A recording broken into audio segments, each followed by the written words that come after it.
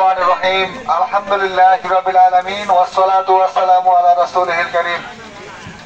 প্রিয় ইন্দুপুর ক্রেতা বিক্রেতা এবং এলাকাবাসী, আমার নাম নুরুল হুদা। আপনাদেরকে জানাই আসসালামু আলাইকুম ওয়া রাহমাতুল্লাহি ওয়া বারাকাতুহু।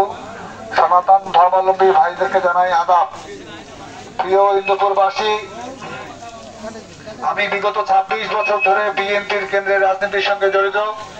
সেই সুবাদে বাংলাদেশের বিভিন্ন প্রান্তে বিভিন্ন জেলায় আমি দায়িত্ব পালন করেছি। আমার বাড়ি পার্বতীপুর পুরাতন বাজার পোস্ট অফিসের পিছনে। তো আমি আপনাদের সামনে তারেক রহমানের রাষ্ট্র কাঠামো মেরামতের যে 31টি দফা আছে, যেটার মধ্য দিয়ে আমরা আগামী দিনে বাংলাদেশটিকে পুনর্গঠন পুনর্নির্মাণ করতে চাই।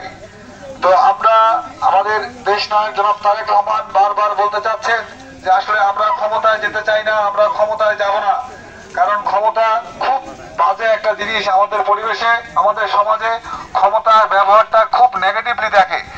তো আমরা আমাদের দেশ নায়ক জনাব তারেক রহমান বলতে চাচ্ছেন যে মানুষ যদি আমাদেরকে ভোটে নির্বাচিত করে তাহলে আমরা সরকার পরিচালনা করব। তো সেই সরকার পরিচালনায় আমরা কৃষকদের আগে প্রাধান্য দিতে চাই। বিশেষ করে কৃষকদের জন্য ফার্মার্স কার্ড, এই ফার্মার্স কার্ডের মধ্যে একটা কৃষকের সম্পূর্ণ তথ্য থাকবে এবং আগামী দিনে কোনো ভর্তুকি ডিলাররা পাবে না, সরাসরি সেই কৃষক সেই ভর্তুকির অংশীদার হবে ইনশাআল্লাহ। এবং প্রত্যেকটি পরিবারের জন্য ফ্যামিলি কার্ড থাকবে। এই ফ্যামিলি কার্ডের মধ্যে দিয়ে চাল, ডাল, তেল, লবণ একটি খাদ্য তালিকা থাকবে। এই তালিকার মধ্যে দিয়ে যে খাদ্যগুলো থাকবে খুব ন্যায্য মূল্যে তারা সেই খাদ্যটি ক্রয় করতে পারবে এবং প্রত্যেকটি পরিবারের জন্য কিছু চিকিৎসার ফ্রি ব্যবস্থা থাকবে। সুতরাং একটি পরিবারের খাদ্যের নিরাপত্তা, চিকিৎসার নিরাপত্তা মধ্য দিয়ে আমরা তাকে একটা সামাজিক নিরাপত্তার বেষ্টনীর মধ্যে নিয়ে আসবো ইনশাআল্লাহ। আমরা বিশ্বাস করি বাংলাদেশের গ্রামীণ সমাজের প্রত্যেকটি পরিবারকে যদি আমরা সামাজিক নিরাপত্তার বেষ্টনীর মধ্যে নিয়ে আসতে পারি তাহলে আমরা একটি সুন্দর দেশ, আমরা এই বহির্বিশ্বের মধ্যে দিয়ে আমরা ইনশাআল্লাহ আত্মমর্যাদাশীল দেশ হিসেবে সামনে থেকে এগিয়ে যাব। প্রিয় ইন্দুপুরবাসী, আপনাদের হাতে যে লিফলেটটি গেছে সেই লিফলেটে আমার ব্যক্তিগত নাম্বার দেওয়া আছে। এই নাম্বারটি দেওয়া হয়েছে এই জন্যই যে যেহেতু আমি ঢাকা বিশ্ববিদ্যালয়ে পড়াশোনা করেছি, তাই আপনাদেরকে আমি উদাত্ত আহ্বান জানাই যে আপনারা আপনাদের পরিবারের ছেলে মেয়েদেরকে আগামী দিনে কোন ধরনের শিক্ষায় শিক্ষিত করলে তার ভবিষ্যৎটা নিরাপদ এবং সুন্দর হয় সেই পরামর্শ আপনারা আমার সঙ্গে করতে পারবেন। সেই জন্য এই নাম্বারটা আপনাদের কাছে দেওয়া।